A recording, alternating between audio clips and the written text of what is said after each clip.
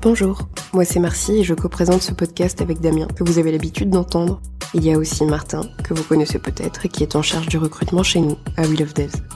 On pourrait se demander pourquoi parler de parentalité ici, surtout quand on sait que la natalité en France est en chute libre et que le milieu des développeurs informatiques est l'un de ceux qui engendre le moins de natalité par son mode de vie. Pour autant, il y a Clément, qui est dev et qui est devenu papa dans notre équipe. Il a déclaré lors d'un de nos meetings avoir comme objectif d'être un bon père. Je me suis demandé comment, en pratique, on devient un bon père, tout du moins un bon parent. Comment une entreprise peut nous y aider pour y parvenir ? Est-ce qu'on ne peut pas en faire davantage pour viser une qualité de vie au travail toujours au plus proche de la réalité de nos propres problématiques ? On a l'honneur d'avoir Delphine Cochet et Pascal Von Horn pour répondre à nos questions liées au sujet de la parentalité, que ce soit en termes de recrutement, de bonnes pratiques, de difficultés rencontrées, mais aussi des petites victoires. Vous êtes prêts ? Bonne écoute. Bonjour Pascal, bonjour Delphine. Est-ce que vous pouvez vous présenter tour à tour pour les auditeurs ? Bonjour à tous. Déjà, merci de nous accueillir ici. Je suis ravie de découvrir en plus Euratech. Alors, je sais pas dans quel ordre on va donner, mais on va dire que je suis déjà la maman de 2 enfants. Ouais. Augustin qui a 3 ans et Louise qui a 2 ans. Et je suis aussi la cofondatrice de Ma Bonne Fée. Et en très résumé, le 1 minute pitch, même pas, le 10 secondes pitch. En fait, nous, on accompagne les entreprises sur justement les sujets qu'elles rencontrent au niveau des ressources humaines, sur la parentalité de leurs collaborateurs. Donc, comment accompagner les collaborateurs dans ce moment de vie qui change, en fait. Exactement, toujours dans une optique, comme tu l'as dit, de qualité de vie au travail. Et nous, on est convaincus que l'épanouissement et la performance des collaborateurs et donc de l'entreprise passe par cette qualité de vie au travail et le bien-être des collaborateurs. Est-ce que tu as eu une espèce de déclic qui t'a donné envie de créer ton entreprise, cette solution ? Est-ce qu'il y a un fait marquant lié à ta propre maternité qui a démarré ton aventure ? En fait, je vais déjà te dire que la maternité, ou même plus globalement, et ça c'est un peu mon leitmotiv, je parle plus parentalité, ma parentalité est déjà de toute façon le déclencheur de ce gros changement de vie, qui est de passer de salarié à entrepreneur, pour plusieurs raisons, mais ça a vraiment été le déclencheur. Et puis c'est vrai que le sujet en lui-même, évidemment, je le porte et je l'incarne parce que je suis la première à le vivre sur la conciliation des temps de vie. Et alors, je peux te dire qu'entre entrepreneuriat et parentalité, c'est un bon exercice de style aussi pour incarner ce sujet de conciliation. Et donc, sans parler aussi de tous les sujets que j'ai finalement découvert après coup, d'égalité professionnelle homme-femme. Ouais, c'est un vrai sujet. Voilà, qui est devenu ma marotte parce que je me suis vraiment rendu compte auprès des entreprises que la parentalité était quand même le facteur numéro 1 d'inégalité professionnelle et de décrochage entre guillemets entre hommes et femmes au sein de l'entreprise. Ouais, complètement, c'est ce que j'ai pu voir aussi sur le LinkedIn de Ma Bonne Fée. Il y a beaucoup d'articles qui relatent ce fait-là et qui sont extrêmement intéressants. Donc allez-y, si vous êtes curieux sur ce sujet, vraiment lisez les articles qui font partie de Ma Bonne Fée sur LinkedIn. Pascal. Alors moi je vais également commencer par me présenter sur l'angle perso, parce que c'est là aussi comme Delphine, ce qui a fait donc j'ai changé complètement de vie. Donc je suis papa de jumeaux, une fille et un garçon qui viennent d'avoir 3 ans. Et j'ai eu un début de carrière comme j'aime le dire, de jeune cadre dynamique, très cadré, très normé, entre 2 trains, 2 avions, avec un bon statut social, avec tout ce qui va bien. Ce qu'on aime bien au début. ça faisait partie du truc un peu comme ça, fantasmé. Donc check, c'est fait. Et effectivement, quelques mois avant la naissance de mes jumeaux, je me suis interrogé sur qui j'étais et sur ce que j'avais envie d'être en tant que père, et avec ce besoin justement de cohérence et d'incarner le Pascal futur papa que j'allais être et le Pascal professionnel que j'étais, et je m'y retrouvais pas dans ce que j'étais dans mon ancienne vie professionnelle. Donc j'ai décidé de partir et de me réinventer une vie professionnelle en même temps que cette nouvelle vie personnelle. Et donc aujourd'hui je suis indépendant et je suis ce qu'on appelle sociologiquement un slasher. C'est quelqu'un je suis pas le seul, il y a des gens qui disent qu'on est 4,5 millions en France de slashers, donc voilà. Complètement. Je suis un de ceux-là. Et donc c'est quand on a plusieurs activités, et donc j'ai plein d'activités différentes. J'ai une activité de conseil en communication et en management, ce qui correspond pour le coup à mon métier d'avant et donc presque à mon cœur d'expertise.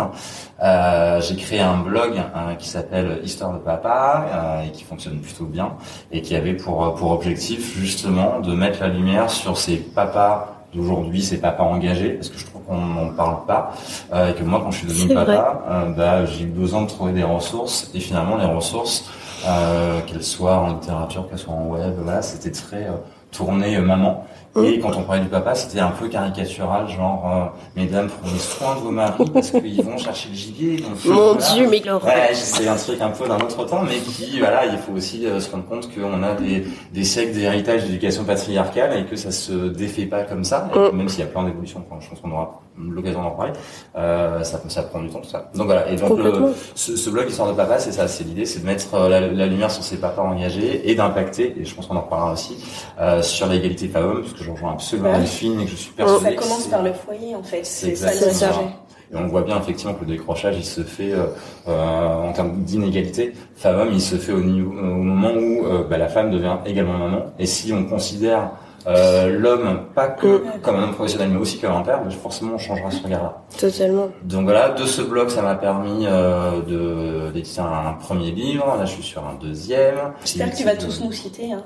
Justement, évidemment dans les remerciements, tu sais, j'étais conférencier. J'interviens également pas mal en école supérieure, notamment de communication. Parce que tout comme j'ai eu envie d'être papa pour transmettre, parce que je trouve que la vie c'est cool, on apprend plein de choses, mais si finalement on ne transmet pas, voilà, moi j'ai ce besoin de transmission. Et le faire auprès d'enfants c'est cool, le faire auprès d'étudiants qui sont des futurs managers et qui pourront peut-être être du coup demain des managers un peu différents, un peu plus responsables, un peu plus avec une autre vision des choses. Voilà, je trouve ça cool et j'avais vraiment envie de faire. Voilà, qu'est-ce que je fais d'autre? J'ai co-créé un MOOC qui s'appelle Créer le job de vos rêves et la vie qui va avec. Voilà, donc j'ai plein d'activités très différentes et c'est chouette parce que ça me permet en fait d'avoir finalement d'être très libre et d'avoir du temps et donc de concilier mon rôle de papa et mon job. C'est une excellente transition parce que j'allais justement te demander comment on fait en pratique, parce que sur le papier, on a l'impression que c'est un peu pas facile, mais en tout cas que les choses ont découlé les unes des autres. Mais en vrai, je me demande comment on gère la parentalité quand on passe de 2 à 4 à la maison, quand on passe de adulte à père de jumeaux. Moi, j'ai un cadre dans ma famille. Mon oncle, il est papa de jumeaux aussi. Il s'y attendait pas du tout. Et en fait, ça a complètement chamboulé sa vie, sa vision du monde. C'est hyper intéressant. Et je me suis demandé, en l'ayant vu, est-ce que toi aussi, tu es passé par certains passages à vide, parfois, des moments de solitude quand on devient père? Parce qu'en vrai, il n'y a pas de guide. Parfois à peine. Ouais. Non, mais en fait, c'est ça qui est étonnant, c'est que on nous apprend à devenir des bons adultes qui correspondent à un bon schéma de société, mais en termes de transmission, de parentalité, on ne nous apprend pas vraiment à devenir de bons parents. Et en fait, on sait pas comment ça se gère, ça. Donc, mais on apprend sur le tas, j'ai envie de dire, même si effectivement aujourd'hui il existe plein de ressources et donc ça permet, je pense, de se préparer. Je pense que c'est essentiel effectivement de se préparer à cette grande nouvelle vie qu'est la parentalité. Mais pour répondre au début de ta question, des passages à vide, il y en a plein au début, mais je pense qu'il y en a un peu tout le temps. Parce que je pense que les problématiques avec un bébé, avec un enfant, avec un ado sont des problématiques différentes. Donc en fait, je pense que c'est juste c'est juste le chemin de la parentalité qui est constitué de plein de grands bonheurs et puis plein de moments à vide. Donc je pense qu'effectivement, oui, c'est important de se préparer quand même, de se nourrir. C'est important de parler, je pense aussi beaucoup dans le couple, parce que ça impacte énormément le couple. Et évidemment, ça change toutes les règles, ça change toutes les habitudes. C'est un nouveau référentiel en fait à créer, de passer de 2 à 3 ou 4. Tout est bousculé. Donc c'est un nouveau référentiel à imaginer. Pour l'histoire de papa, j'ai interviewé plein de papas et souvent l'expression qui revient, c'est on est amené à se dénombriliser. Donc c'est de replacer un peu le curseur un peu ailleurs en fait. C'est là où avant t'avais juste à penser, tu vois, juste à toi ou à deux. C'est déjà t'as l'impression de déborder avec ça. Bon, d'un seul coup finalement, t'as une troisième ou une quatrième personne qui a besoin de ses parents. Et donc c'est ça. Donc c'est de penser différemment. Et je pense qu'il y a un des points, c'est d'être bienveillant et envers soi et envers ses enfants. Il y a aussi beaucoup d'injonctions sur ce sujet. On n'est pas parent, on apprend à être parent, on devient. C'est un chemin de vie. Et qu'on choisit. C'est son propre chemin. Exactement. Et oui, c'est ça. Il n'y a pas un seul chemin unique. Hein. Chacun, incarne et vit sa parentalité de façon différente. Et c'est ça. Donc d'être bienveillant envers soi, envers ses enfants, et de se faire confiance aussi. Et en soi, et en couple, et en ses enfants, tout passe. Et lâcher prise. Il paraît que c'est le mot-clé. Il paraît. Ouais, il paraît. Il paraît. Et en même temps, je me dis, on parle de référentiel, mais c'est vrai, enfin, la famille, le couple, devenir parent, c'est aussi de la co-création, finalement, de parents à enfants. Je sais pas si toi, Delphine, t'as vécu cette chose-là de co-création. Co-création. Alors, je sais pas si je vais répondre un peu de manière détournée, mais ce que tu viens de dire, Pascal, me fait penser à, je sais pas si vous avez entendu parler, c'est Sylvain Tillon, un entrepreneur lyonnais qui a écrit, c'est vrai que j'adore le concept. Après, je sais pas si j'aurais été capable de le faire, mais il a écrit avec sa femme le pacte des futurs parents. Et en fait, ils sont posés en amont d'avoir un enfant pour se mettre d'accord sur des grands principes. Et après, ce qui est sûr, c'est que avoir un enfant, tu peux avoir beaucoup de beaux principes et après la réalité, tu adaptes. Mais tu vois, cette vision et ça rejoint ce que tu disais sur la communication, c'est assez important. Ouais. C'est même clé au moment de la parentalité. Et pour faire le lien aussi avec l'entreprise, en fait, comme dans l'entreprise de manière générale, la communication est clé. Oui. Et ben c'est pareil pour la parentalité, c'est-à-dire que dans les deux sens, il y a besoin dans l'entreprise d'avoir un échange, j'ai envie de dire à l'intérieur, que l'entreprise passe le message d'ouverture vers la parentalité, et à l'inverse, que les collaborateurs se sentent libres de pouvoir en parler, ou en tout cas mettre sur la table ce qui pourrait être lié à des sujets et des problématiques de parentalité. Non, totalement. Bah, en fait, on va rebondir directement sur ma troisième question. Autour de nous, là, on a donc Pascal et Delphine, mais on a aussi Damien et Martin qui vont intervenir. Bonjour. Voilà. On parlait de Clément en intro, mais c'est vrai, il est chez nous à We Love Devs et puis il vient d'avoir son premier enfant. Et vu que j'étais pas encore là, au moment où ça s'est passé, je me suis demandé ce que l'équipe a fait pour accueillir du coup le petit garçon de Clément, et comment vous avez pu l'aider. Est-ce que vous vous êtes posé autour d'une table, vous êtes demandé comment on fait pour affronter cette situation-là. Chez toi tous les soirs. Voilà. Est-ce qu'on peut garder ton bébé C'est vrai que sur le coup, j'avais aucune idée de comment on accompagne ça, moi, en tant que dirigeant. Après, c'était posé dès le début à l'embauche. Il me dit, ok, moi, je vais me marier, je vais démarrer chez vous, mais je vais avoir un enfant dans l'année, quoi. Donc c'était cool. Et effectivement, c'est vrai qu'il y a un moment, il a cherché une crèche, on savait pas quoi faire. J'ai appelé des gens chez Réseau Entreprendre en disant, et on fait quoi comme ça? Faut appeler ma bonne fée. Voilà. Et ouais, donc du coup, en vrai, on n'a pas fait quelque chose. On a calé ses congés. C'était pas un drame plus que ça. Mais je suis curieux de savoir en vrai comment ça se passe dans les autres entreprises. C'est quoi vos recommandations sur le sujet? Comment on prépare en fait l'arrivée des collaborateurs dans les entreprises, l'arrivée des enfants de collaborateurs au niveau de l'entreprise? Il y a évidemment plein de manières de commencer, et c'est comme d'accompagner, et c'est comme la parentalité. Chaque entreprise va un peu construire sa manière. Nous, on parlait de co-construction. Chez Ma Bonne Fée, on co-construit en fait la politique parentalité de nos clients. Parce que tu vas pas forcément mettre le curseur au même endroit selon les profils de tes collaborateurs, selon le nom de ton entreprise, selon ton budget. Enfin, il y a plein de paramètres. Mais globalement, déjà, de toute façon, moi, je dis souvent, la première chose, c'est vraiment, et on en a parlé tout à l'heure avec Pascal, c'est dans le management, c'est-à-dire dans ta manière d'accompagner tes collaborateurs. Ça veut dire être à l'écoute, ça veut dire que s'ils te parlent de télétravail, d'aménagement des horaires, on en a parlé, c'est déjà la première chose. Et vraiment, alors après, ça dépend des tailles d'entreprise, mais quand je te parle du management, il faut que ce qui est mis en place soit porté par le management, parce que nous, on travaille avec les ressources humaines, avec les directions RSE ou les directions générales, mais ce qui est sûr, c'est que si les projets sont pas portés déjà par les managers, tu auras beau mettre beaucoup de choses en place, ça va être un petit peu des jolies paillettes sur le dessus, mais quand tu creuses... Donc c'est vraiment important dans le contenu. Et après, si tu veux des exemples très concrets, ça va être, comme je viens de dire, les aménagements d'horaires, le télétravail, les temps partiels qui peuvent être demandés sur certaines périodes. Ça va être les heures des réunions. C'est-à-dire, pas forcément... On n'avait pas trop ces contraintes-là, et on a toujours été très flexible, et de manière générale, pour tous les collaborateurs, pour leur qualité de vie, on leur recommande de prendre la disponibilité dont ils ont besoin. ça on n'a pas eu trop le sujet. J'ai l'impression aussi que ça a été assez indolore parce que c'est un deuxième parent. Parce qu'au final, il a pris que 15 jours d'absence au milieu de l'été. La magie du congé paternité. Ouais, c'est ça. Comment ça se passe en vrai, comment ça se passe quand c'est la maman ou le premier parent? Est-ce qu'on doit anticiper mieux peut-être en termes de ressources RH? Je sais que j'ai des amis qui sont chefs d'entreprise, leur expert comptable leur recommande de mettre de l'argent de côté au cas où elles veulent prévoir des enfants sur la réserve de la boîte. Je laisserai répondre.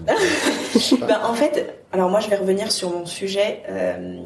Moi je suis assez pour que quand tu envisages une maternité, enfin un congé maternité dans ton entreprise, que tu l'envisages de la même manière que le congé paternité. En fait, tu vois, quand on parle toujours le sujet d'égalité professionnelle homme-femme, ouais. Tu nous as parlé de la personne que tu recrutes et qui te dit que dans l'année elle va avoir un enfant.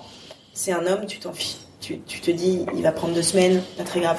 En revanche, mets-toi en position où tu recrutes une femme et elle te dit, dans l'année, je vais avoir un enfant.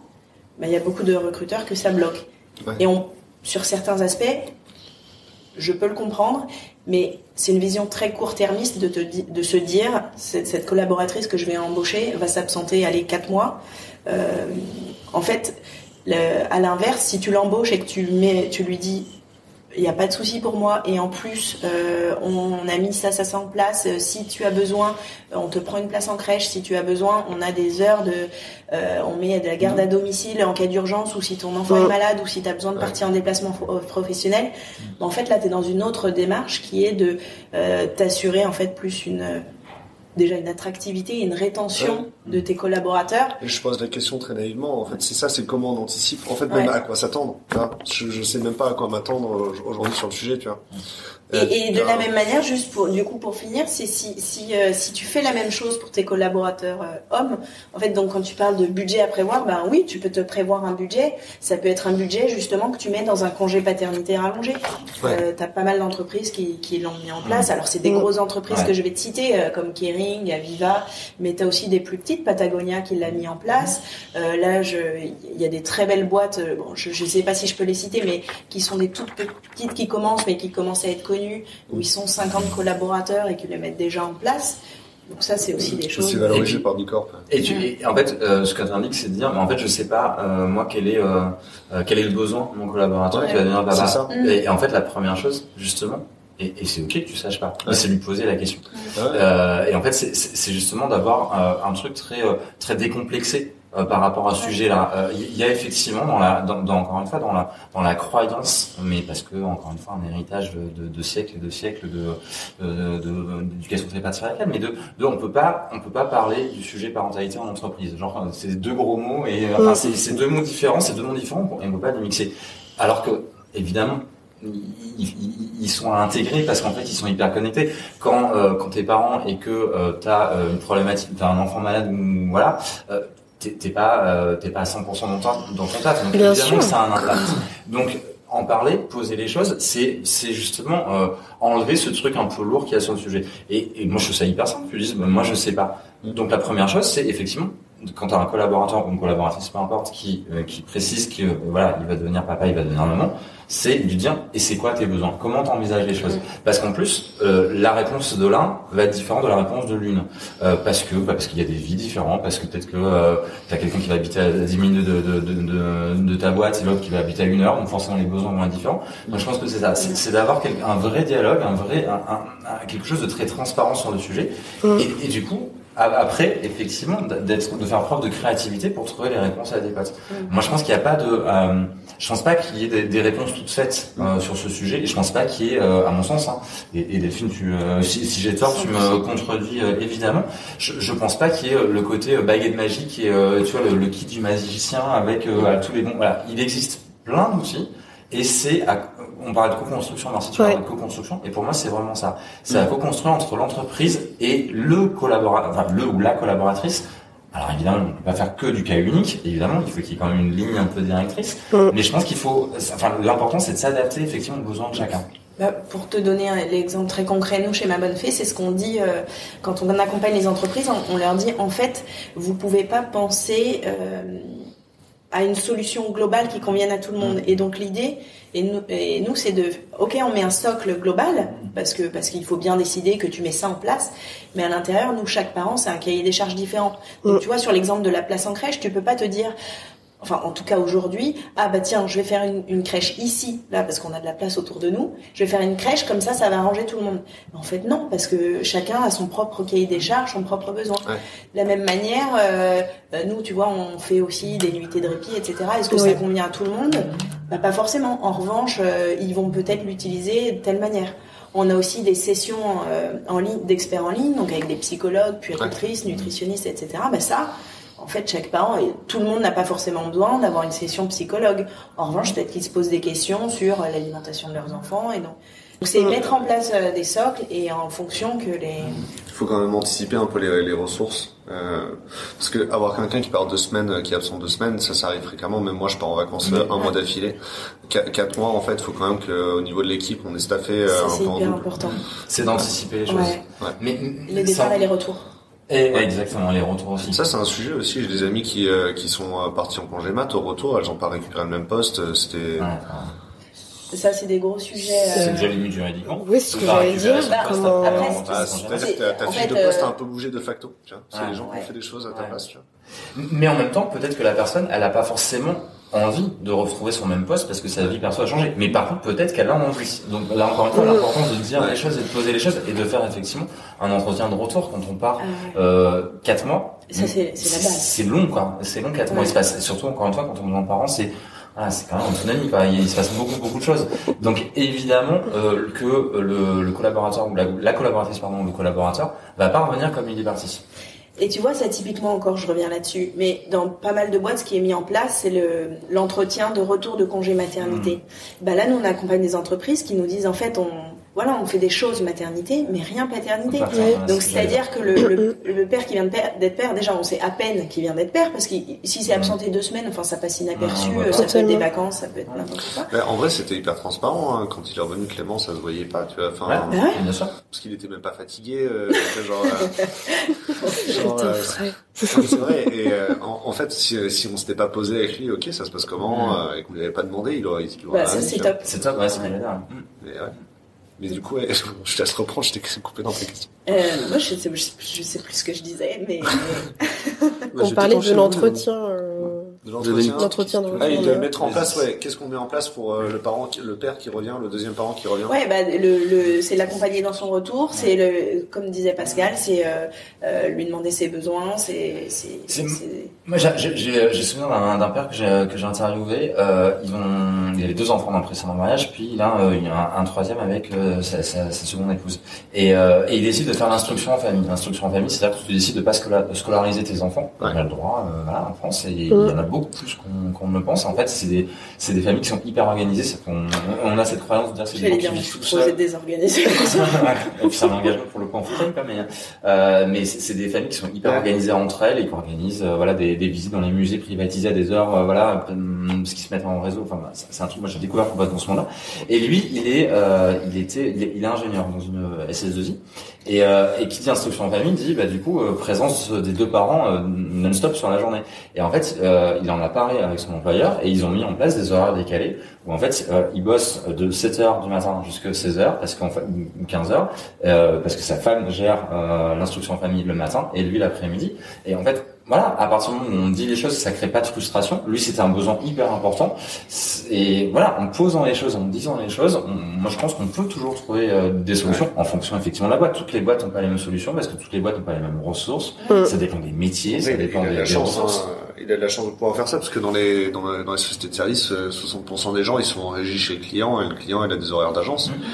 Il aurait pas pu faire ça. Hein. C'est-à-dire que chez un grand compte, les salariés eux ils ont un accompagnement, mais les prestataires pas du tout.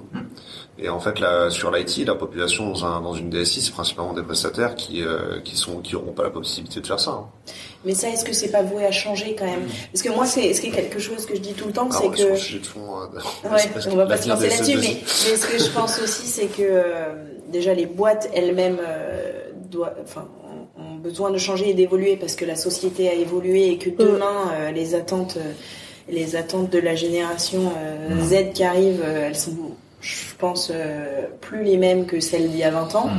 Et que du coup, tu rayonnes aussi auprès de tes prestataires, auprès de tes clients. Ouais. Et moi, je suis très utopiste et très optimiste.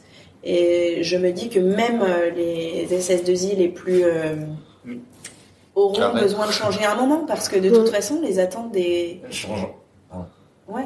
Non, mais je rejoins à 100% là-dessus. Je pense qu'en fait, les boîtes, aujourd'hui, presque, elles ont plus le choix.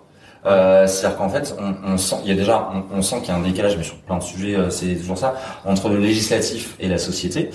Donc voilà, on voit clairement qu'effectivement le cadre juridique il est hyper à la traîne sur le sujet. Donc quand on parle de la durée, notamment de la durée du congé maternité, mais au-delà de ça, les entreprises, elles ont aussi du mal à assimiler tout ça. Moi, je le vois très bien. J'interviens, mais je vais juste compléter tout ce que vient de dire Delphine, que je rejoins à 100%.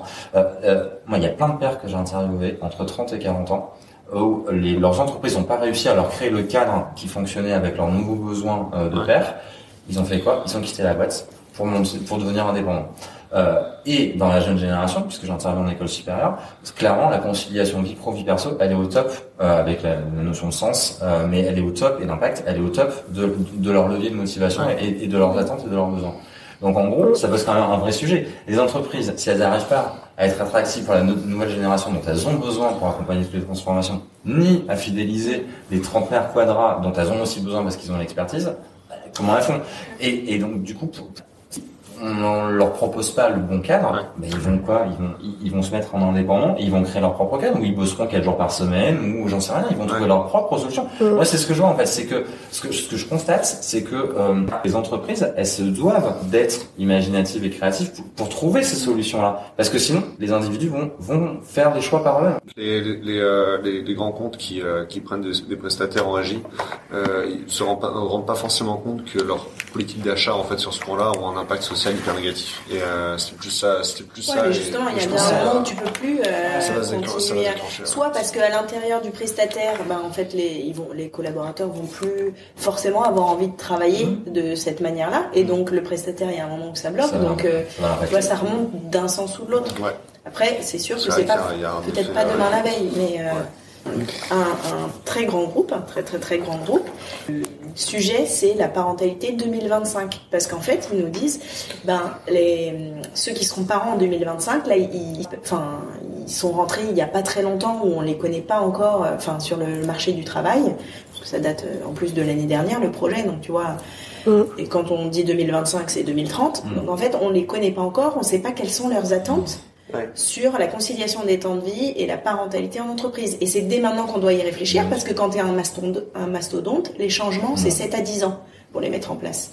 Ce que tu cites, c'est que les gens, si les parents trouvent pas leur place en entreprise en tant que parents, ils vont changer de poste. Ils vont au moins partir en indépendant. Tout le monde part pas vers l'indépendant. Non. Donc je rebondis sur la question de Martin. Oui, en fait moi j'accompagne, merci. J'accompagne pas mal de candidats, donc dans leur quête de job idéal, et j'ai l'impression, vous allez me dire si c'est un cliché ou pas, mais qu'il y a que les petites structures ou les PME qui vont être compréhensives et qui vont avoir la flexibilité nécessaire pour mettre en place des avantages au niveau tout ce qui est maternité, paternité, et de fait, je vais pas conseiller à quelqu'un qui va devenir papa d'aller dans grands groupes. Donc peut-être que Delphine, tu as des contre-exemples de grands groupes qui effectivement sont plus souples, parce que pour moi, quelqu'un qui me dit j'attends une naissance, je vais jamais lui proposer une grosse boîte ou quoi. J'ai pas d'exemple, alors je pense que c'est peut-être un cliché total. En fait, je voulais ton avis. Ce qui est compliqué, c'est que tu as autant d'exemples que de contre-exemples.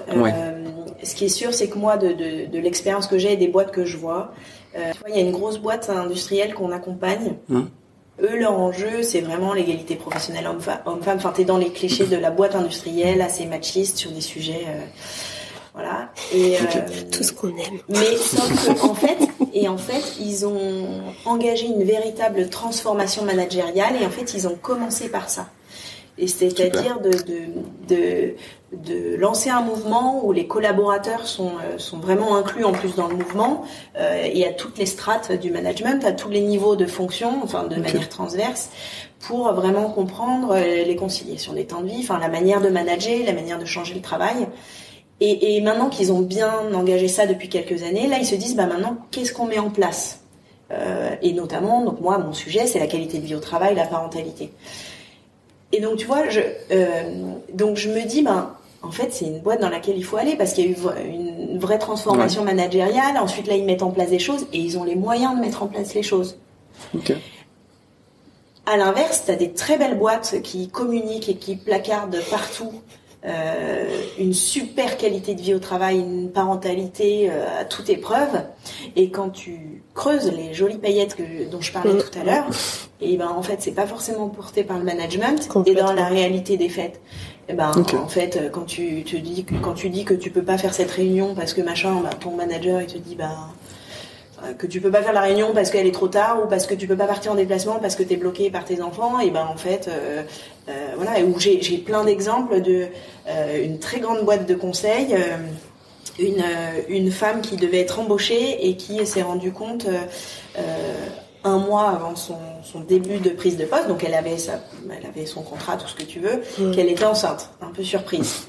Et donc elle a appelé sa future manager qui était DRH de cette belle boîte de conseil bien connue.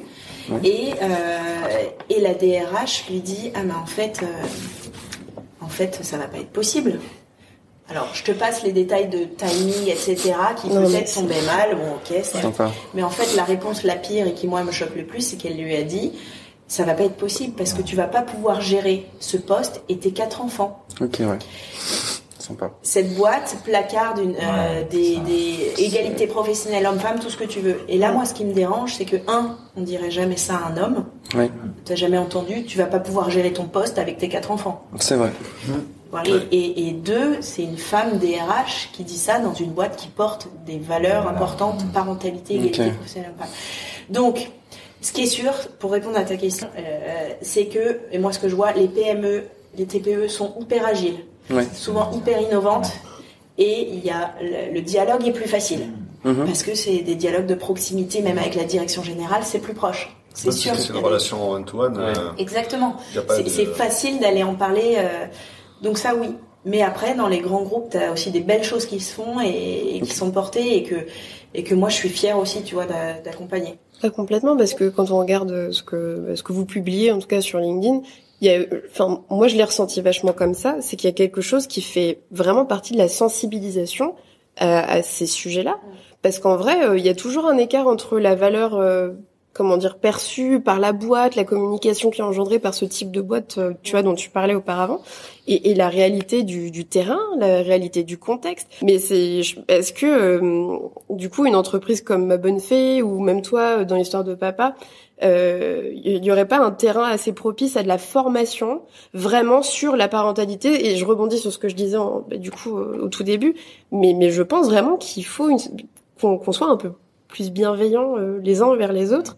Et dans le management, parfois il y a encore cette espèce de substrat de société patriarcale que les femmes aussi arrivent parfaitement à prendre pour elles-mêmes de façon un peu incohérente, mais c'est vrai que plus on est une femme de pouvoir, plus on doit être comme un homme selon la société patriarcale, ce qui est quand même relativement discutable, voilà. Et est-ce qu'il n'y a pas une formation réelle à faire? Et est-ce que vous n'êtes pas un peu ces nouveaux agents de la formation parentale? Je pense que Delphine a évoqué tout à l'heure, mais c'est le premier levier, c'est qu'effectivement, il y a un besoin de sensibilisation, de formation, et des dirigeants et des managers. Ce genre de pratique, pour qu'elle fonctionne, il faut qu'elles soient incarnées. Delphine en a parlé avec l'exemple de la DRH. C'est pire, quoi. Non, mais complètement. Un truc fake, qui est juste de l'affichage et qui est pas incarné derrière, c'est encore pire, voilà. Donc, il vaut mieux pas faire. Il faut en faire dans ce cas-là. Est-ce que ça se fait de demander à la DRH si elle a des enfants, comment elle a géré, Évidemment. Voilà. Ça n'a pas lieu. Donc, je pense qu'effectivement, T'as fait les yeux je le ferai pas, mais. Après, j'ai cité une DRH, il y a d'autres DRH qui sont formidables et qui mettent là, c'était juste un exemple pour dire qu'il y avait. Bien sûr. Je trouve que c'est de me demander, mais en général, aux collaborateurs, est-ce qu'il y a des collaborateurs dans ton équipe qui ont des enfants, comment ça se passait, qu'est-ce que l'entreprise a fait, tu vois? Ça me fait penser à une boîte, et en fait, la jeune recrue a pris le poste parce qu'elle s'est dit, elle avait une 30aine d'années, en fait, ici, la parentalité c'est pas un sujet, ça me donne envie de travailler dans une boîte ou là-dessus. Et tu vois, c'était pas placardé, c'est juste dans une conversation. Donc oui, ça peut faire partie des.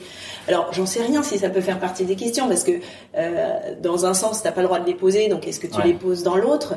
Mais en vrai, c'est l'image que j'avais en tête quand j'ai posé la question, parce qu'une fois, on a fait notre bilan et mon expert comptable, elle était à bout de bras sur son ordinateur et elle était dans une attitude non, mais ça va, ça fait plusieurs fois que j'ai des enfants, ça m'empêche pas de travailler.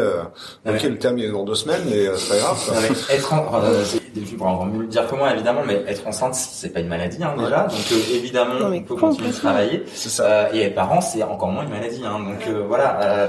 Et du coup, je me suis dit que dans son entreprise, on devait être hyper bien accepté, qu'on devait prendre soin des gens, des collaborateurs. En fait, je pense que il y a par rapport à la question justement de formation, de sensibilisation, je pense qu'il y a un autre regard à porter sur la parentalité. C'est de réussir à changer le prisme, le prisme et le paradigme. Dans le cas de ton taf où tu recrutes des développeurs, je pense que comme tous les recruteurs aujourd'hui, 50% de ton temps, ça va être plus sur ce qu'on appelle les soft skills et pas tant les hard skills. Les soft skills, donc on va pas, je pense que tout le monde sait à peu près ce que c'est. J'ai entendu en français il y a pas longtemps les compétences douces. Ouais, les compétences douces. Ah, ok. On dit ça aussi. C'est moi j'avais lu ça aussi. Un petit clin d'œil à mon mari s'il m'entend. En ce moment, il veut plus que j'utilise. Il se moque de moi dès que je fais du franglais. Donc parlons des compétences douces. Les soft skills en français, on va dire c'est quoi tes qualités, c'est quoi tes compétences humaines, c'est moche, mais en vrai.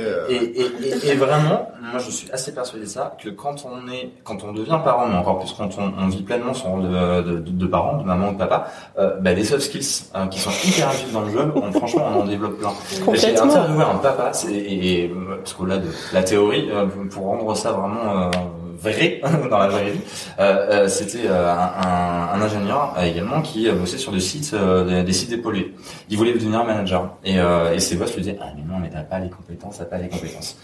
Il est papa sur le tard, un peu plus de 40 ans, et il décide du coup, parce que problématique, un Parisien, problématique de crèche, qui n'arrive pas à trouver de place, il ne connaissait pas ma bonne fée, et donc du coup, il décide, et sa femme et lui, de prendre un long congé parental.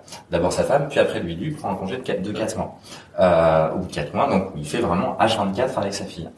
Au bout des 4 mois, il reprend le chemin du boulot, et quelques semaines après sa reprise de taf, ses collègues, puis ses boss lui disent juste Gabriel, qu'est-ce qui s'est passé quoi, juste t'es plus le même quoi. Tu as changé. Tu as changé. Et en fait, la fin de l'histoire, c'est qu'en fait lui qui souhaitait devenir manager, on lui disait non, on lui a dit t'as changé et t'es prêt à devenir manager. T'as développé tout un tas, depuis ton congé parental, c'est une histoire véridique. T'as développé tout un tas de capable de le reconnaître. Absolument, parce qu'il y avait une meilleure, ce qu'on lui a dit, c'est meilleure gestion des émotions, empathie, organisation, anticipation, bref, tout ce que quand t'es parent, c'est un peu tes piliers de vie, forcément, ces compétences-là, mais elles sont hyper utiles dans un taf, que tu sois manager ou pas. Et donc, en fait, c'est ça, je trouve, le message, effectivement, à porter aussi en entreprise, c'est de désacraliser ce truc de parent que, c'est pas juste de la gestion éducative, c'est plein de choses, mais qui sont finalement, quand tu prends un peu de distance, un peu de hauteur, qui sont, encore une fois, des compétences qui sont ultra utiles dans nos tafs aujourd'hui. L'agilité, la créativité, quand tes parents et les gamins, la créativité, c'est juste non-stop, que tu sois là pour réussir à t'en sortir dans ta vie. Dans nos tafs aujourd'hui, on sait. Même des compétences commerciales, je pense. Quand tu prends un peu négocier, et moi, je pense que je pourrais aller dans les achats de la grande distribution. Et je trouve qu'effectivement, tu vas porter ce message-là et le dire qu'effectivement, en entreprise, pour rejoindre ta question, merci, de formation, de sensibilisation, c'est porter ce message et ce regard différent pour, en fait, encore une fois, pour réconcilier. Moi, je parle toujours de réconciliation de vie pro et de vie perso. Non, c'est pas deux mondes parallèles. On n'est pas genre le matin jusqu'à 8h du mat, on est juste une maman, un papa, et puis après on arrive à la boîte et transformation, j'enlève mon masque. Non, je deviens juste un professionnel qui n'est plus du tout un parent. Et puis le soir, je reprends mon costume de parent. Bah non, on est juste la même personne. Et puis on sait aujourd'hui l'importance de l'authenticité, c'est comme ça aussi qu'on est performant et qu'on est heureux et qu'on est performant. Bah, l'authenticité, c'est justement qu'on est la même personne. Et donc pour ça, donnons dans l'espace professionnel de l'entreprise la possibilité d'être aussi pleinement parent, ce qui ne veut pas dire qu'on n'est pas capable de taffer, hein. Évidemment qu'on va se... Et juste pour finir sur les formations, nous, tu vois, par exemple, on a tout un scope d'ateliers et formations. Pascal, c'est aussi un de nos experts, mais on met en place des formations qui sont à direction des RH et des managers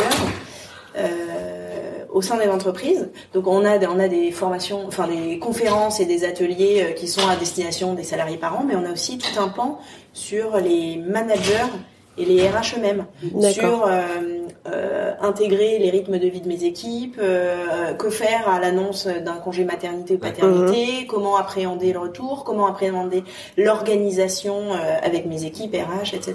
Complètement. Et pour rejoindre, pour rebondir sur ce que disait Delphine, oui, pour moi c'est la première étape en fait, encore une fois, cette étape de sensibilisation, de formation.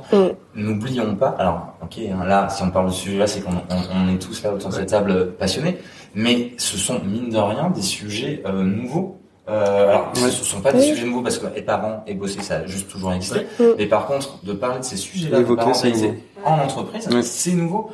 Et donc du coup, soyons aussi, même si tu disais tout à l'heure t'étais positive utopie, moi je suis exactement pareil.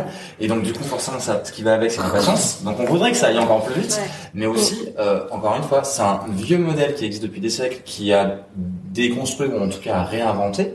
Et ça, je pense que c'est aussi, on parle de bienveillance tout à l'heure, envers soi, envers le couple, envers les enfants. Soyons-le aussi envers les entreprises qui doivent d'un seul coup intégrer ce changement sociétal très fort de la part des jeunes générations, que ce soit les millennials ou que ce soit les trentenaires quadras. Et donc du coup, acceptons aussi que les choses elles prennent du temps. Pas que ça en prenne trop, parce qu'encore une fois les générations elles poussent, donc il faut que les entreprises s'intègrent ça, mais elles ont besoin effectivement encore une fois d'être accompagnées pas à pas pour que voilà les choses elles bougent. Et je pense que mine de rien, même si ça va passer vite à notre goût, ça bouge quand même déjà. Et j'avais une autre petite question, mais maintenant j'ai un petit peu mes réponses, mais je prépare les candidats aux entretiens d'embauche. Est-ce qu'il est quelqu'un qui attend un enfant? Est-ce qu'il est risqué d'en parler? Et en fait, j'ai ma réponse, ça peut faire un filtre, tout simplement. Un employeur femme ou homme. Bon, une femme, ça se voit quand elle attend un enfant ou pas au début. Non, pas au début. Est-ce qu'il est risqué d'en parler? Oui. Ils sont déjà au courant. Ouais, ils sont au courant. C'est pas juste un projet, ils le sont déjà. Ouais, ils me disent par téléphone, je vais bientôt être papa et tout. Et ils vont se présenter en entretien. Est-ce qu'il est risqué d'évoquer ça? Alors, moi, à mon sens, oui, il y a un risque. Mais par contre, oui, il faut le faire. Il faut le faire, parce que ça veut dire que ça permet d'être un filtre. C'était ma réponse que je vais le fait de ne pas en parler, le fait d'en parler et d'avoir ton futur recruteur qui te dit moi ça me pose un problème, tu sais quoi, vaut mieux le savoir avant. Parce que ça veut dire qu'il y a une inadéquation probable entre les valeurs et quand on parle de burn-out, de souffrance au travail, c'est souvent parce qu'il y a une confrontation trop forte entre ces valeurs individuelles et les valeurs collectives dans lesquelles on travaille. Donc pour moi, l'entretien de recrutement, que ce soit du côté entreprise ou du côté recruté, c'est le meilleur moyen d'en parler parce que j'en suis convaincu. En gros. C'est vrai qu'aujourd'hui, c'est presque militant d'en parler en entretien. Oui. J'allais dire, ce que je disais tout à l'heure, le recruteur a pas le droit de poser la question, notamment à une femme, si elle a des enfants, si elle a l'intention d'en avoir. Mais j'ai envie de dire à l'inverse, celui qui veut être recruté, qu'il en parle, parce qu'il va bien voir s'il n'est pas pris, pas de regret, parce que ça veut dire que c'était il se serait pas épanoui dans la boîte. Voilà. Et puis si au contraire il est pris avec ce schéma de vie, ça, tu pars bien. Enfin, tu vois, ça fait un point positif. C'est vrai que j'étais timide sur la question. Non, parle peut-être pas. Là, je vais leur dire, oui, tu veux être papa, oui, dis-le. Dis-le, et comme ça, au moins, ça fait un filtre.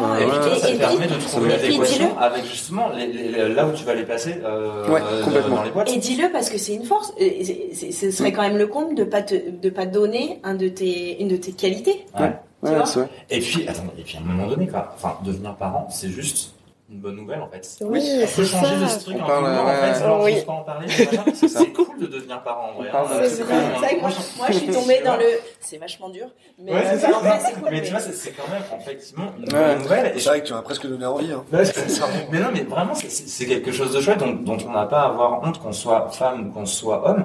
C'est quelque chose. Je dis pas que ça doit être revendiqué parce que ça fait juste partie de la vie aussi. Et c'est un choix et on a le choix de ne pas vouloir être parent aussi évidemment. Mais par contre, voilà, si c'est effectivement son choix et son chemin de vie, faut le dire, quoi. J'en suis convaincu. Tu peux faire le choix, je suis en train de regarder ma tenue, heureusement qu'il ne se voit pas, d'avoir du lait et du yaourt partout sur tes affaires. Non mais c'est ça, Clément. Je parlais de lait sur la... Oui, t'as toujours un petit peu mytho là. Voilà, j'ai de la purée à la carotte sur ma manche que j'ai vu tout à l'heure, j'ai du yaourt de mon fils qui a mis sa main. Quelques signes et tout. Ah, mais ça se voit, Clément aussi, parfois il y a des petits rejets de lait comme ça sur l'épaule. Ouais, c'est vrai, je l'ai pris en photo, je crois que ça me... Oui. C'est la vraie vie, tu vois. En fait, c'était une des premières fois où je me rappelais... C'était une réalité qui nous rappelait qu'il était parent. Ouais, c'est ça. Je l'ai pris en photo. Qu'est-ce que t'as là? Oui. Merde. Ça, c'est ton fils. Ah oui, c'est vrai que t'as un fils. Ah, du coup, ça se passe comment, en fait? Ouais. Bah, surtout que c'est le premier bébé de We Love Devs, en fait. C'est le premier d'un grand nombre. C'est pas nous qui l'avons fait, hein. C'est lui qui l'a fait tout ça. Mais oui. Avec sa femme, en plus, avec Marie-Isabelle. C'est ça. Mais tu vois, quand tu le dis, c'est intéressant ce que tu dis, je trouve, parce que ça m'a rappelé qu'il était parent, et donc du coup, au fait, comment ça se passe? Et tout à l'heure, on parlait de poser la question de retour après le congé maternité, le congé paternité, de c'est quoi tes besoins, machin. Et je pense qu'en fait, ok, il y a le retour, mais honnêtement, surtout dans les premiers mois, les premières années, ça bouge hyper vite en fait. Et donc c'est des entretiens réguliers qu'il faut faire, parce qu'en fait c'est cool de le faire en retour, c'est déjà canon, et si toutes les boîtes faisaient ça, c'est déjà waouh. Mais c'est une première étape, c'est-à-dire que 6 mois après, les besoins peuvent être complètement différents, parce que déjà tu as quand le retour du congé pat après 10 jours, l'enfant il est encore à la maison, mais 3 mois après, il va en crèche. Avec ma bonne fée, il va en nounou, il va avec les grands-parents, il reste à la maison, peu importe. Mais donc, du coup, il y a des besoins différents. Puis, 1 an et demi après, il peut avoir d'autres besoins. Puis, 3 ans, c'est l'école, avec des rythmes différents. Bref, il est nécessaire, à mon sens, de faire effectivement des échanges, encore une fois, très décomplexés. Il y a pas de tabou, encore une fois, c'est ok, enfin on est parents, c'est pas grave, c'est pas un truc, c'est pas un virus, c'est pas une maladie, c'est voilà. Et effectivement, du coup, de prendre le pouls régulièrement. Il y a des entretiens annuels dans toutes les boîtes. Bah voilà, ça fait l'objet aussi d'échanger sur ce sujet-là pour savoir, encore une fois, pour prendre le pouls de comment ça se passe pour le parent, parce que c'est pas intrusif, c'est pas parler de sa vie privée, c'est juste de voir il a quoi comme besoin pour qu'il soit toujours heureux et épanoui dans sa vie en tant que parent. Et donc du coup dans la boîte, parce que il va être plus performant en fait. Parce qu'on a envie d'avoir un collaborateur qui soit encore une fois en souffrance et il vient tous les matins hyper lourd parce que je suis dans une boîte sur laquelle ça marche pas la conciliation et voilà. Donc on en parle et on essaie de trouver des solutions. Et je parlais des conférences et des ateliers. Ouais, moi aussi je m'en flamme. Non mais c'est bien, mais enflammons-nous, il y a pas de problème. Je parlais des conférences et ateliers qu'on met en place. Il y a un autre truc aussi, c'est que nous on s'est rendu compte, même on a un petit qui est un gros sujet sur les aidants. Donc là c'est la parentalité, tu vois, ascendante aussi, mais plein de sujets divers et variés. On parlait d'adolescence quand on ado, sur le harcèlement, sur les écrans, les addictions aux écrans, machin.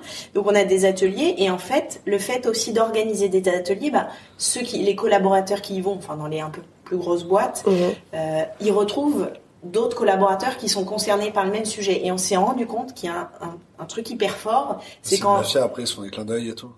Ouais, c'est ça. En ado, ouais, ça te donne tu sais pas forcément en fait qu'à côté de toi le collaborateur il est aidant ou qu'il a un ado et qu'il morfle chez lui. Et c'est c'est un ado chez toi. Ou tu te souviens de ton adolescence? Tu te souviens de toi? Je pensais à ta remarque tout à l'heure. Ouais, c'est pas dur pour tout le monde. C'est aussi une bonne nouvelle. C'est vrai. Il y a aussi des gens qui kiffent chez eux. Non, mais voilà. C'est ça. Non, mais en tout cas sur les. Bon, moi je reviens sur les sujets un peu. Ouais, mais sur les aidants, effectivement, j'imagine c'est différent. Ouais.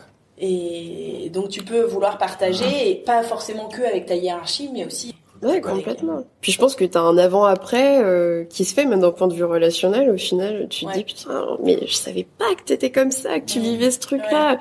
Puis ça crée du lien. T'es content de pouvoir en parler. Et puis, si j'avais pu être sensibilisé, j'aurais été un manager un peu plus justement à l'écoute. Je l'étais, je pense, sur beaucoup de sujets, mais sur ce sujet-là, c'est ça aussi des fois. Tu deviens manager et t'es pas parent. Ouais. Et donc quand t'es parent, en fait, la situation de tes équipes qui sont eux parents, il y a quand même un gap.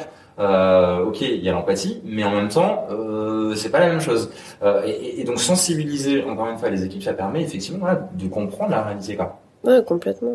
Peut-être mettre en place un référentiel, je sais pas. Mais moi, je pense qu'on peut tenir quelque chose là-dessus, sur la question du management et comment fluidifier l'échange pour permettre de créer du lien entre parents et se donner aussi des bonnes astuces, tu vois, et ne pas se sentir seul, quoi. Je vais rebondir sur ma question de synthèse là. C'est-à-dire que grosso modo, du coup, on a été hyper diffus tout à l'heure. J'aimerais bien. Pardon. Non, mais c'est bien. Dispersé. On n'est pas organisé en fait. C'est bien. Et du coup, Pourtant, on est hyper organisé. on a cité plein de super de bonnes actions, de bonnes initiatives. Si on devait résumer genre en forme bullet list, on la visualise. Quelles sont les bonnes pratiques qu'on retrouve en entreprise pour le bien-être des collaborateurs en termes de parentalité? On a cité de faire des ateliers. Moi, je vais te citer numéro 1, c'est tout ce qui est management, rythme de vie, donc télétravail, horaire des réunions, droit à la déconnexion, tous ces sujets qui rentrent quand même dedans, mais qui rentrent sur le sujet quand même conciliation des temps de vie global. Ouais.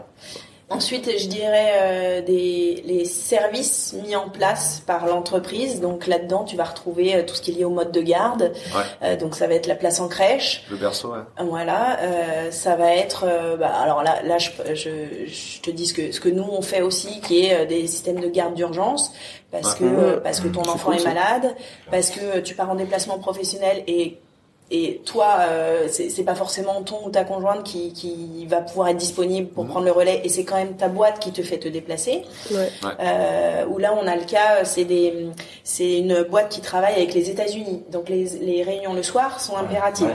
C'est forcément le soir, sauf que c'est pareil, là, c'est des hommes ou des femmes qui peuvent pas forcément avoir un conjoint ou une conjointe pour prendre le relais le soir, et donc dans ce cas-là, c'est la mise à disposition d'une puéricultrice qui va venir le soir. Donc tu vois, c'est la boîte qui le prend en charge. Et puis après, t'as tout l'aspect formation au bureau, enfin en tout cas sur le lieu. Formation sur le lieu de travail. Et moi j'ajouterais le côté entretien régulier. Avant la naissance, au retour, que tu mets dans le management, tout à fait. Voilà, je pense qu'encore une fois, on l'a pas mal évoqué dans les solutions. Il y a un vrai besoin. C'est encore une fois, je pense qu'il faut en parler. C'est un sujet nouveau, donc il faut en parler de façon encore une fois décomplexée pour comprendre les besoins. Et donc c'est effectivement avant la naissance, au retour, et puis encore une fois régulièrement, et sensibiliser, former effectivement tout l'aspect management, y compris le dirigeant ou la dirigeante évidemment, parce qu'il faut que ça soit incarné pour que ça fonctionne, quels que soient les sujets. De toute façon, c'est vrai qu'en vrai, en pratique, un berceau pour une boîte comme la nôtre, c'est déjà beaucoup trop cher en fait. En fait, ce qui est compliqué, c'est que alors si la boîte n'est pas rentable, que tu peux pas faire en fait, t'as quand même beaucoup de choses qui ont été faites. Pardon, je reprends pour être clair. T'as beaucoup de prise en charge de l'État. C'est-à-dire que sur 100 € dépensés, au final, ça ne t'en coûte que 20. Si effectivement, parce que tu as 50 € de crédit d'impôt famille, et ensuite tu as le 28 à 31% de charges déductibles de ton impôt sur les sociétés. Donc au final, il faut se dire que le budget final pour une entreprise qui tourne, c'est entre... alors ça dépend si on est en région ou Paris-Île-de-France, mais en gros le budget ça va être entre 150 et 300 € par mois par collaborateur. Donc oui, c'est un budget, c'est sûr, mais ça représente 10 € par jour. Donc tu vois, ça dépend où tu mets ton curseur.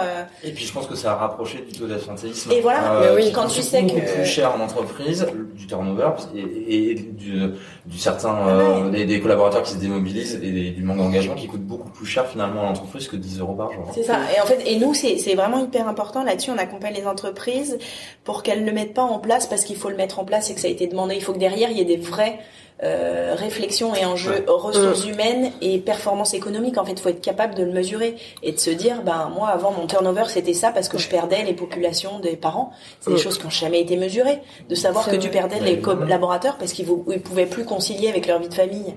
On l'a jamais mesuré. Si tu te mets à le mesurer, tu te rends compte qu'en fait que tu t'améliores. Et on sait que remplacer un collaborateur, pour peu qu'il soit à un niveau assez élevé, tu vois, avec un coût élevé, ça te coûte quand même, ça peut te coûter 6 mois de salaire à peu près. C'est vrai que j'ai vu un patron très connu sur la place parisienne qui me dit qu'il a du mal à retenir les seniors, qu'il n'arrive pas à embaucher les plus seniors. Alors il dit que c'est la fuite des cerveaux les États-Unis, mais en vrai, effectivement, j'ai vu des parents partir de chez lui parce que c'est un discours que je porte souvent, c'est d'intégrer la parentalité dans la marque employeur. On parle beaucoup de marques employeurs aujourd'hui, mais encore une fois, de façon réelle et pas juste paillettes et affichage. Mais effectivement, que ce soit pour attirer des talents ou pour que ce soit les fidéliser, on sait aujourd'hui qu'il y a une guerre des talents, et c'est bien, parce que ça montre qu'il y a aussi une dynamique. En France, il y a une guerre des talents dans l'absolu. Ceci dit, effectivement, c'est des vrais enjeux pour les entreprises. On parle beaucoup de marques employeurs. La parentalité, à mon sens, elle a toute sa place et dans la marque employeur et, pour rejoindre ce que vient de dire Delphine, dans la politique RH. Et sur la mobilité. Là, on parle d'attirer des talents même de l'étranger. C'est c'est le gros sujet d'Emmanuel Macron, de faire venir des talents de l'étranger en France. Bah, si tu veux accueillir des talents, c'est quand même globalement, potentiellement aussi des familles. Il faut que tu peux les attirer aussi quand tu mets en place. Imagine, tu dis un super développeur américain on va dire une développeuse pour être sur. Allez, là tu veux attirer le talent rare, la développeuse en France qui va avoir des enfants. Imagine, tu lui dis, écoute, quand tu arrives, si t'as un enfant, déjà c'est pas un sujet. Ensuite, deuxièmement, je te prends une place en crèche. T'as une puéricultrice qui va t'accompagner parce que t'es quand même loin de ta famille et qui va être là au retour de la maternité ponctuellement, etc. C'est pas Martin fait du recrutement. Par exemple, c'est que le visa French Tech, tu vas l'avoir pour la développeuse, mais son mari, il trouvera pas de travail parce qu'il aura pas les papiers faits. Après, je connais pas tous les détails des visas pratique, mis en place. C'est un des sujets, c'est que le visa French Tech, c'est que pour le collaborateur qui apporte de la valeur. Mais il couvre pas forcément son conjoint qui a aussi besoin de travailler, tu vois. Bon, bah ça, Monsieur Macron, si vous nous écoutez, évidemment, c'est ça de la podcast. On lui enverra. En vrai, même un recruteur, si t'es un recruteur et que tu embauches des gens avec des salaires exorbitants, mais en fait, pensez que ça fait partie de ton job d'insertion de faire en sorte que le conjoint trouve du travail. Tout à fait. Bien sûr. Ou le conjoint ou la conjointe. Et qu'elle puisse travailler parce que tu permets, si c'est une femme, la conjointe, de lui permettre de travailler parce que tu mets les conditions pour qu'elle puisse reprendre le travail. Parce que sinon, elle va c'est le défaut du mode de garde, c'est 9 fois sur 10 la femme qui se sacrifie aujourd'hui. Si je vous donnais là maintenant tout de suite la possibilité de changer quelque chose, une chose ou plusieurs, lors de votre entrée en matière dans le monde de la parentalité, ce serait quoi? Alors après, ça peut être de l'accompagnement, ça peut être l'entourage, ça peut être peut-être une façon de s'immiscer dans la vie parentale, genre, moi, tu sais, je faisais ça avec toi et toi, tu le fais pas. L'entourage. Non, mais comme on l'a dit tout à l'heure, enfin, on l'a dit, mais moi, je suis quelqu'un de très positif. Donc en fait, ma réponse c'est que je changerai rien, parce que même les moments un peu difficiles, pour moi, c'est des moments apprenants. Et qui construisent.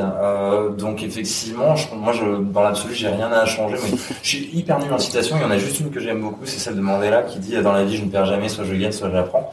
Et donc effectivement, les moments un peu compliqués de parents, les nombreux moments un petit peu compliqués en tant que parent, encore une fois, moi je voudrais les revivre parce qu'ils m'ont forgé, et celui que je suis aujourd'hui, et en tant que Pascal professionnel et en tant que père, c'est grâce à ces moments-là.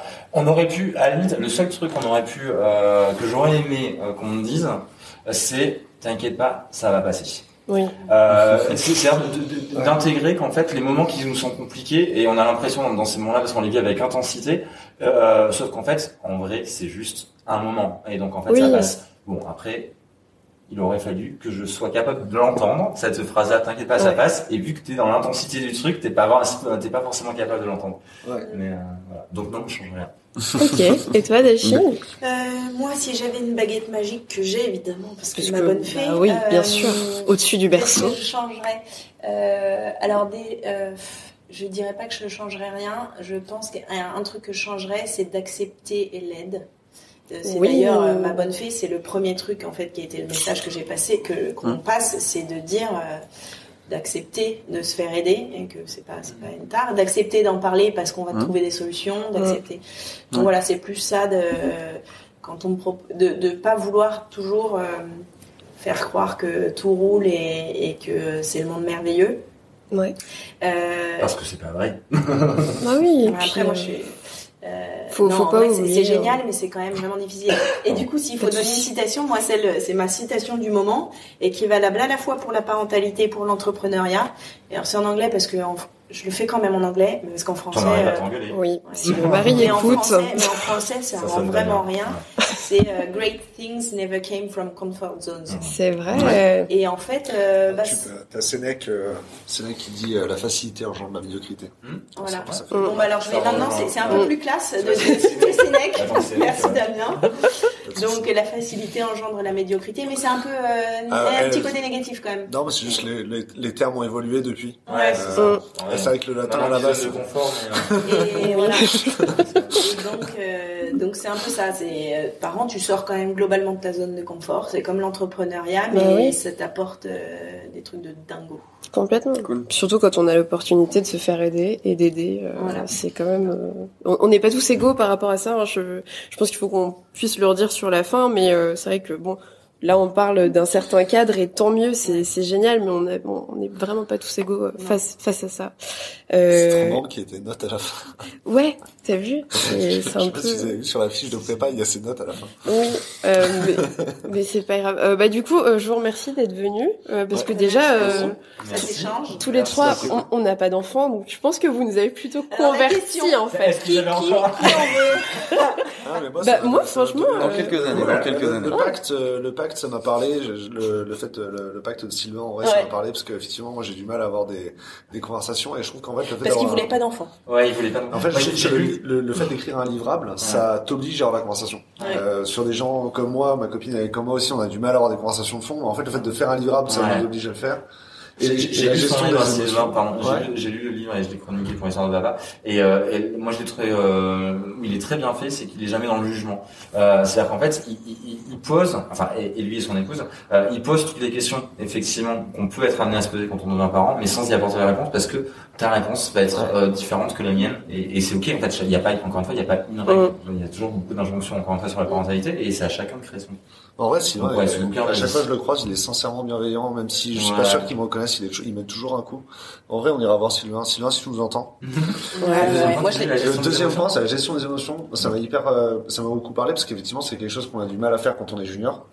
Et que je vois sur beaucoup de collaborateurs ou de candidats avec lesquels on travaille. Et effectivement, du coup, je me suis dit, si la parentalité, ça aide à débloquer ça dans ta vie professionnelle, effectivement, c'est un apport impressionnant. Ah bah, tu lis tellement de livres pour enfants sur la gestion des émotions que je peux te dire que... C'est vrai? Ah ouais. Bah même avec le dessin animé vice versa, t'as mais oui, exemple aussi de. Parfait. Et puis effectivement, toi en tant que parent, t'es obligé de les gérer tes émotions. Il y a le fait d'apprendre à son enfant à les gérer, à se connecter à ses émotions, à les vivre pleinement et à y trouver les réponses. Mais il y a effectivement toi en tant que parent. C'est ça. Et de les verbaliser pour ton enfant, de lui dire bah tu vois là, je suis très en colère. Tout à fait. Je veux vraiment me fâcher. Du coup, tu passes maître dans l'art en l'enseignant, c'est ça? Que ça soit effectivement dans ce que j'essaie de transmettre aux étudiants, mais que ça soit dans mes clients en conseil, des associations, des avocats, il y a plein de choses que j'ai pu tester, expérimenter en tant que père et qui me servent complètement quand même. Mais vraiment, mais je pense que je suis pas un gars unique. C'est juste peut-être que moi mon attention elle est un peu plus focus sur le sujet. Mais je pense que quand on prend le temps d'observer ça, je pense qu'on tous les parents le vivent en fait. C'est juste de poser les choses, mais se connecter à ses émotions, c'est aussi ça. C'est aussi se poser. Qu'est-ce qui se passe en moi, dans mon cœur, enfin dans mon ventre, pardon, dans ma tête, dans mon cœur. Ça fait quoi? Qu'est-ce qui est en train de se jouer là? Et voilà, donc c'est observer. Il y a toujours un son d'observation. Bah écoutez, cool. Non mais c'est absolument autre chose. Mais non mais pas c'est pourquoi super. on avait perdu. Ce podcast dure 3h30. Est-ce que vous avez tout votre temps devant vous? Et maintenant qu'on peut parler de tarte aux fraises peut-être. Exactement. C'était un défi. Il fallait parler de tarte aux fraises. Vous regarderez sur Google ce que ça veut dire. On clôture du coup ce podcast sur cette envie de manger des pâtisseries. Voilà.